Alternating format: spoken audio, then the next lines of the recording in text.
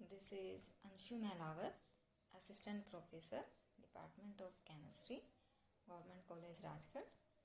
जैसा कि आप सभी लोगों को पता है कि अभी ड्यू टू कोविड आप लोगों की रेगुलर क्लासरूम क्लासेस पॉसिबल नहीं हैं, सो उससे आप लोगों की स्टडी इम्पैक्ट ना हो, इसके लिए डिपार्टमेंट और कॉलेज की तरफ से कंटिन्यूस एफर्ट्स किए जा रहे हैं आप लोगों की टीचिंग को ई लेक्चर्स ई कंटेंट के थ्रू कंटिन्यू रखने का।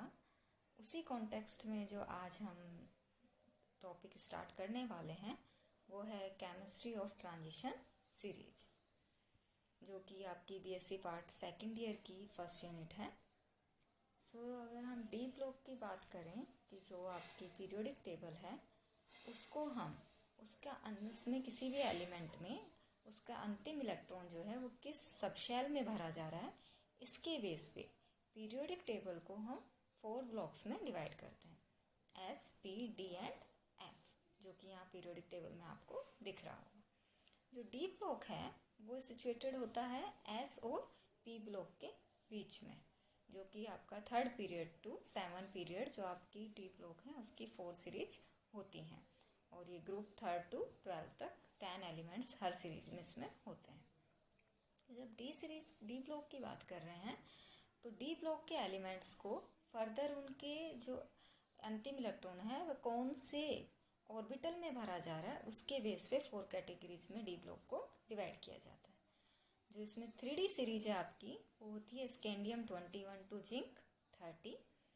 4D सीरीज है वो होती है आप लोगों की yttrium 39 to cadmium 48। 5D series start होती है लैंथेनम 57 से।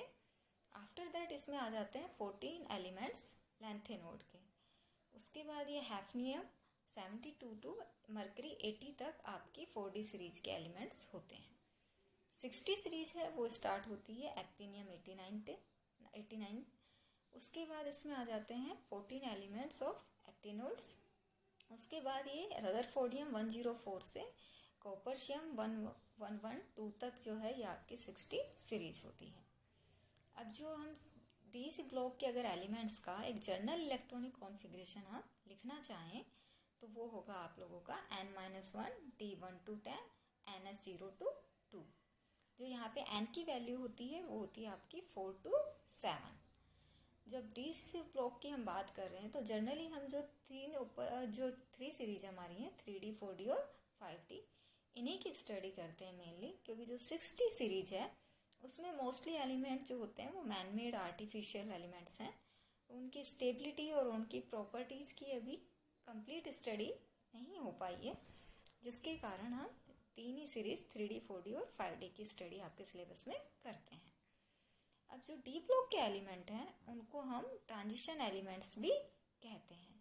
तो अगर हमें ट्रांजिशन एलिमेंट्स को डिफाइन करना हो तो इनकी डेफिनेशन क्या होगी कि ये वो तत्व होंगे जो कि अपनी एटॉमिक स्टेट में और अपनी स्टेबल ऑक्सीडेशन स्टेट में जिनके की डी ऑर्बिटल में पार्शियली डी ऑर्बिटल जिनका कि पार्शियली फिल्ड हो, उनको हम ट्रांजिशन एलिमेंट्स कहेंगे।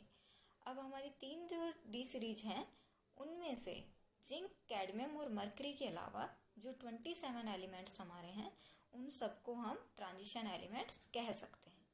जिंक, कैडमियम और मरकरी ट्रांजिशन एलिमेंट्स क्यों नहीं कहलाएंगे? बिकॉज उनकी जो एटॉमिक स्टेट है और उनकी स्टेबल ऑक्सीडेशन स्टेट जो कि इन तीनों ही एलिमेंट्स के लिए होती है +2, दोनों ही कंडीशन में उनका जो डी ऑर्बिटल है वो कम्प्लीटली फिल्ड होता है, उसमें 10 इलेक्ट्रॉन्स आपके होते हैं। अब ये तो हो गया कि डी जो संक्रमण तत्व हैं वो क्या होते हैं, उनको कैसे डिफाइन करेंगे। अब बात आती है कि इनको संक्रमण तत्व क्यों कहते हैं। तो संक्रमण, जैसे कि आप एस ब्लॉक के एलिमेंट को एल्कली मेटल कहते हैं क्योंकि उनके जो एलिमेंट्स हैं वो वाटर के साथ रिएक्ट करके एल्कली हाइड्रोक्साइड बनाते हैं, वैसे डी ब्लॉक के एलिमेंट्स को ट्रांजिशन एलिमेंट क्यों कहा जाता है।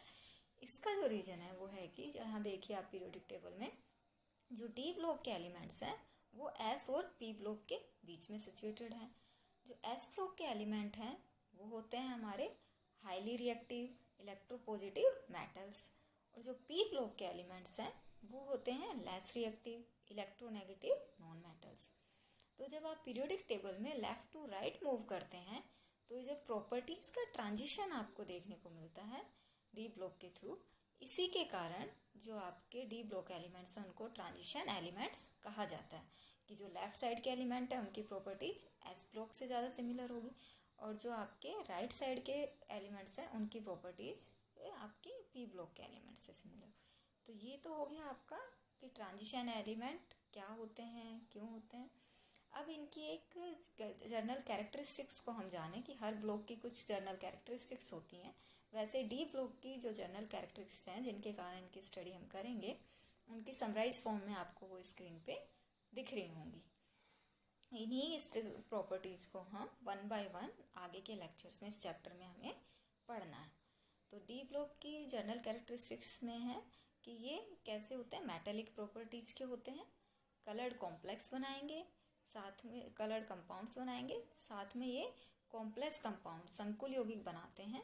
जो आपकी उपसह संयोजक यौगिक हम लोग पढ़ते हैं, जो आपकी बीएससी सेकेंड ईयर में भी है, उसमें जो ज़्यादातर आपके कॉम्प्लेक्स कंपाउंड्स होते हैं वो डी ब्लॉक एलिमेंट से ही बनते हैं। इसके अलावा इनकी जो कैटालिटिकल प्रॉपर्टीज होती हैं वो काफ़ी हाई होती हैं। जो आपके कैटलिस्ट यूज होते हैं वो मोस्टली डी ब्लॉक के एलिमेंट्स होते हैं, जैसे निकेल, कैडमियम, आपकी पैलेडियम, प्लेटिनम, या आपके जिगलरनाटा में आपका TiCl4। तो मोस्टली जो आपके कैटलिस्ट होते हैं वो डी ब्लॉक एलिमेंट्स होते हैं। इसके अलावा जो इनकी स्पेशल जो एक कैरेक्टर है कि जो डी ब्लॉक के एलिमेंट होंगे वो वेरिएबल ऑक्सीडेशन स्टेट शो करते हैं। इसके ऊपर काफ़ी क्वेश्चंस बनते हैं जिनको कि हम आगे डिटेल में पढ़ेंगे। इसके अलावा डी ब्लॉक के एलिमेंट्स अंतरकाशी यौगिक बनाते हैं, मिश्र धातु बनाते हैं, इनके मेल्टिंग पॉइंट और इनके बॉइलिंग पॉइंट काफ़ी हाई होते हैं। ये होगी डी ब्लॉक की जर्नल कैरेक्टरिस्टिक्स। अब जो हमें सबसे पहले स्टडी कर रहे हैं हम कर रहे हैं फर्स्ट ट्रांजिशन सीरीज की। तो उसके प्रॉपर्टीज़ की या उसके केमिस्ट्री की स्टडी करने से पहले हम डी ब्लॉक के एलिमेंट 3D जो ब्लॉक है उसके एलिमेंट्स का इलेक्ट्रॉनिक कॉन्फ़िगरेशन देखेंगे, क्योंकि जो भी एलिमेंट हो उसकी जितनी भी प्रॉपर्टीज़ होती हैं वो उसके इलेक्ट्रॉनिक कॉन्फ़िगरेशन पे ही डिपेंड करती हैं। अब यहाँ आपको स्क्रीन पे डी ब्लॉक के एलिमेंट्स की एक समराइज टेबल दिख रही होगी जिसमें उनका एटॉमिक नंबर, सिंबल, एलिमेंट्स के नेम और उनका इलेक्ट्रॉनिक कॉन्फ़िगरेशन मेंशन है। तो इसमें आप देखें तो डी ब्लॉक के जब हम 21 to 30 एटॉमिक नंबर तक जाते हैं तो इनके इलेक्ट्रॉनिक कॉन्फ़िगरेशन में एक रेगुलर सा ट्रेंड है कि एटॉमिक नंबर बढ़ने के साथ इनके 3D और ब्लॉक ऑर्बिटल में इलेक्ट्रॉन्स बढ़ते जाते हैं। जो दो एक्सेप्शन यहाँ पे आपको दिख रहे होंगे वो है क्रोमियम और कॉपर। क्रोमियम जिसका कि इलेक्ट्रॉनिक कॉन्फ़िगरेशन आपका होना चाहिए था 3D4 4s2, बट इसका इलेक्ट्रॉनिक कॉन्फ़िगरेशन होता है 3D5 4s1। वहीं कॉपर का आपका इलेक्ट्रॉनिक कॉन्फ़िगरेशन ट्रेंड के अकॉर्डिंग 3D9 4s2 होना चाहिए था, बट इसका होता है इलेक्ट्रॉनिक कॉन्फ़िगरेशन 3D10 4s1। इसका रीज़न ये है कि जो आपका क्रोमियम है और कॉपर है उसका D5 और D10 हाफ फील्ड और कम्प्लीटली फील्ड इलेक्ट्रॉनिक कॉन्फ़िगरेशन। तो क्रोमियम का हाफ फील्ड इलेक्ट्रॉनिक कॉन्फ़िगरेशन है और आपका कॉपर का कम्प्लीटली फील्ड इलेक्ट्रॉनिक कॉन्फ़िगरेशन।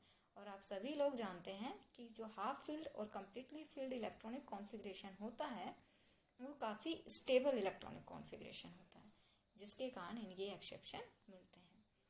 अब जो आप इलेक्ट्रॉनिक कॉन्फ़िगरेशन रखते हैं उसके लिए आई विल सजेस्ट कि आप लोग इलेक्ट्रॉनिक कॉन्फ़िगरेशन रटे नहीं, बल्कि इसको आप लोग रूल्स के अकॉर्डिंग, जो हमारे 3 रूल्स हम 11th में भी पढ़ते हैं इलेक्ट्रॉनिक कॉन्फ़िगरेशन लिखने के लिए, आपका आफ्बो रूल, हुंड का रूल और पाउली अपवर्जन रूल, उनके बेस पे आप एटॉमिक नंबर के अकॉर्डिंग हर एलिमेंट का इलेक्ट्रॉनिक कॉन्फ़िगरेशन लिखने की प्रैक्टिस खुद से कीजिए।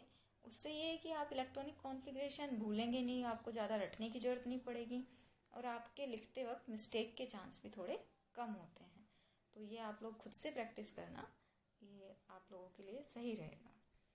सो ये हो गया आपका एक बेसिक इंट्रोडक्शन आपका फर्स्ट ट्रांजिशन सीरीज़ का, जिसको कि हमें इस चैप्टर में पढ़ना है।